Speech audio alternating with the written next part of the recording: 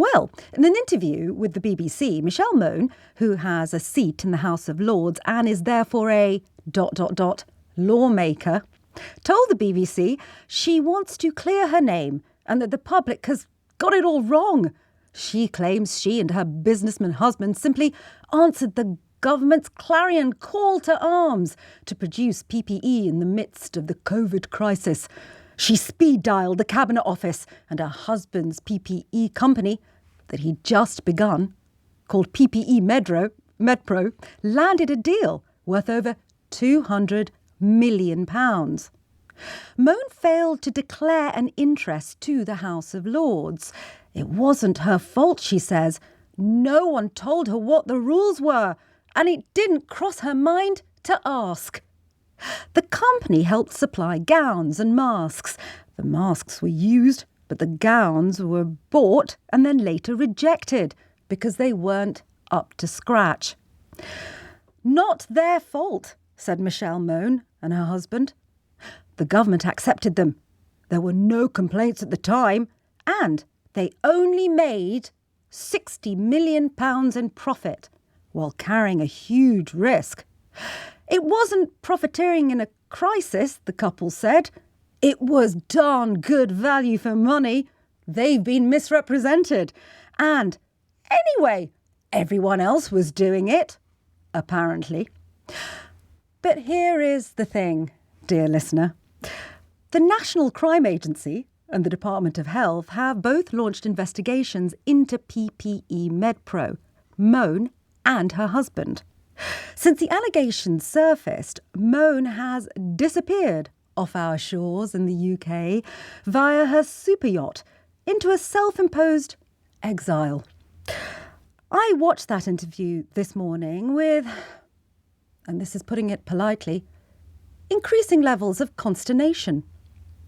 You see, I do believe her when she says other politicians and rich people were doing the same thing as she was. I believe her when she says that she didn't swindle the public because she doesn't believe that she did. I believe her when she says she feels hounded by journalists who, by the way, are doing their job investigating this story in the public interest. But I also found Michelle Mone's inability to understand the sheer rage the public feel at what they perceive to be as profiteering at a time of national crisis annoying. She has a belief that the rules don't apply to her, even though she is a lawmaker. She did apologise, but the apology was for listening to her advisers, who she claims told her to lie about her connection to PPE MedPro and the £60 million in profit that company made. It's absolutely revolting. I think it is typical of the political class of this country, the money men, the money women, who are fabulously wealthy, who are involved in making the rules of the game that you and I have to and believe we should follow. Yet this class, this political class, don't believe that the rules that they make apply to them. What I think Michelle Mone should do is stop moaning. Come back to this country. Cooperate fully with investigating authorities. If she is found guilty, then pay the money back. Take the punishment. Then she may stand some small chance of rehabilitating her tattered reputation? That's my take. What's yours? My question to you this hour.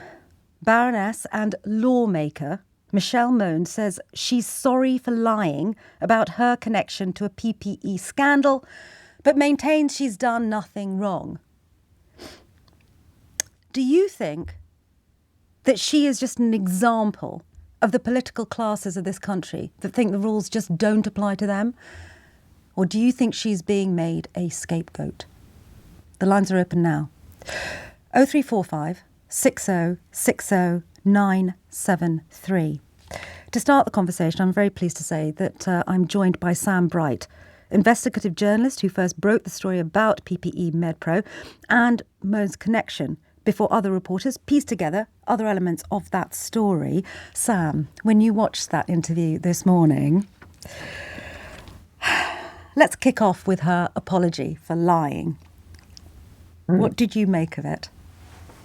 I mean, I tried to stay as objective as possible on all this. As you say, we're investigative reporters. We try to find the best obtainable version of the truth.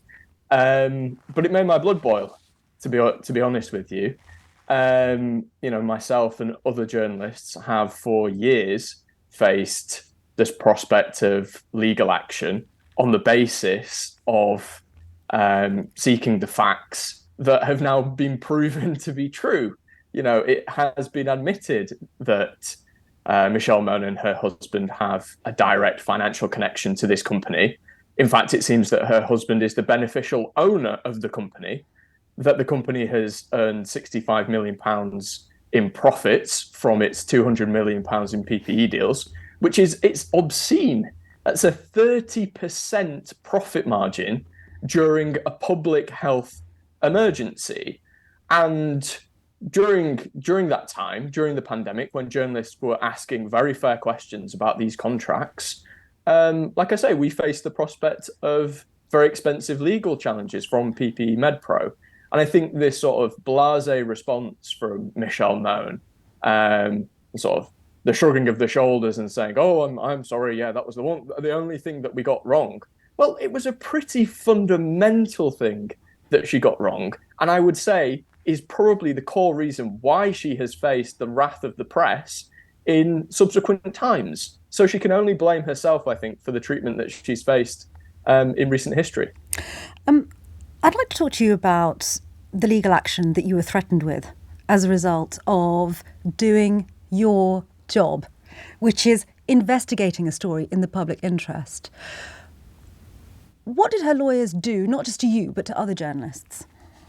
Well, it was both the lawyers and representatives of the firm, so directors of the firm, who threatened to refer journalists to lawyers if they made certain allegations. So many people might not know, but before you publish an article, you go for right of reply. So you say to the individual in question, "Here is what I'm going to say about you. Do you have any comment to make on the allegations?" Which provides them the opportunity to potentially correct the record.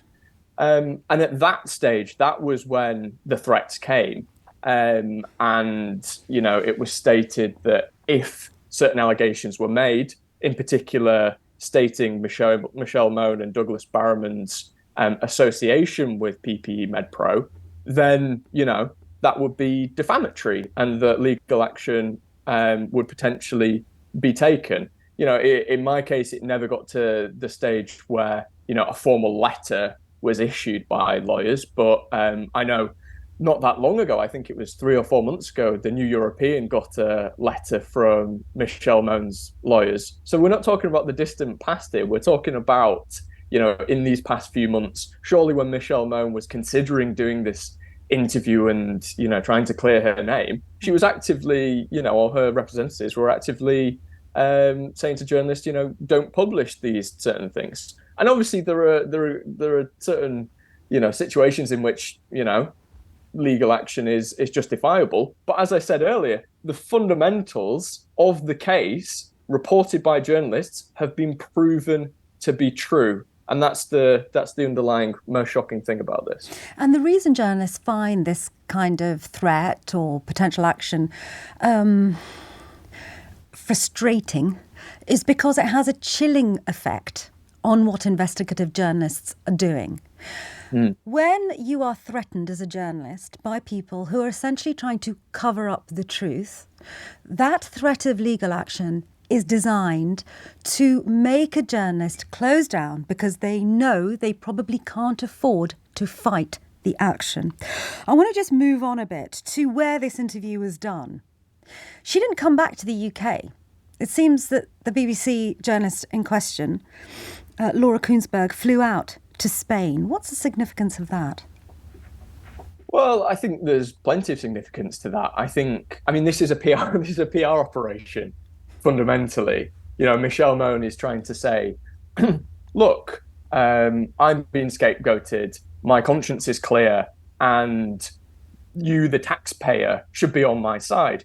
And it seems a bit hypocritical for her to say, you, the taxpayer, should be on my side, when she's not willing to be in this country and to maybe stand up in the House of Lords or face a parliamentary committee or do the interview on home soil or even do the interview live, which I think is another fundamental key component of this, in that when you do a pre-recorded interview, not like we're doing here, you can say something and then you can ask the person who's interviewing you to potentially cut something that you've said from the interview if you don't phrase it correctly. That's very different to doing a live interview where if you slip up under the pressure, under the heat of the BBC cameras, then you can potentially reveal more than you otherwise would like to.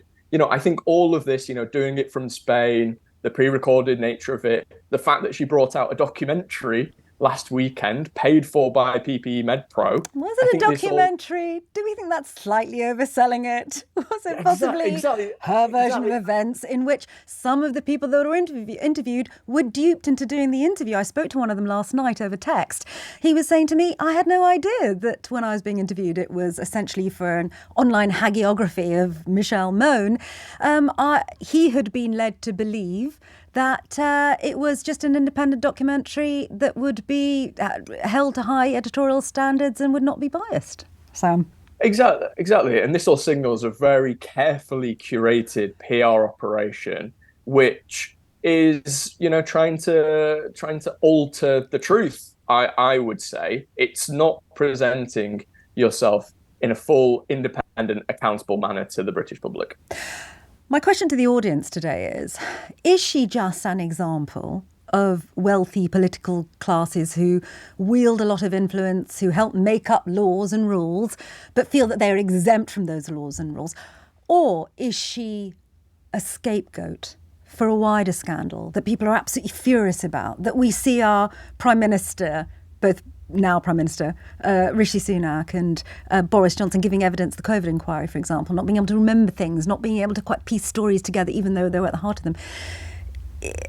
And is it convenient for them to kind of dump on somebody like Michelle Mone and say, look, it was all them? I think it can quite easily be both. So I think Michelle Mone epitomizes what you talk about in terms of a political class that feels that it has direct access to power. It has enough money to get its own way. Michelle Mone admitted in the BBC interview that she picked up the phone to Michael Gove, a senior cabinet minister, and got £200 million worth of COVID contracts for her husband's firm. There's no disputing what that shows about British society. But I think at the same time, she's the tip of the iceberg.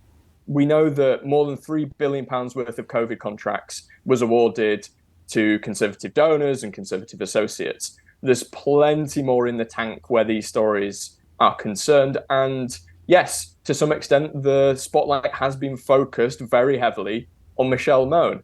And it is in the Conservative Party's interest to divert attention away from what ministers did during the pandemic and to focus on this, potential profiteering. To some extent, I have zero sympathy with Michelle Mone, but to some extent, in that regard, she is right. I think that this is broadly part of, a toxic political ecosystem that we've had to exist in over the last, decade or so.